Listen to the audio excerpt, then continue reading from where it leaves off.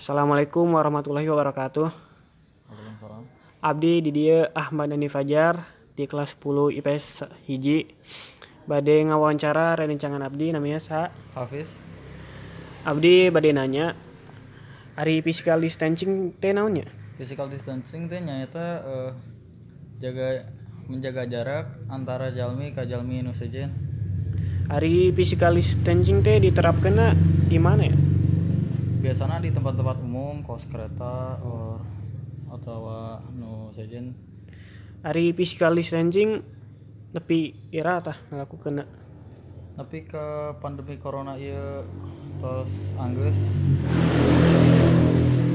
Kumaha sih carana ngalakukeun physical distancing teh?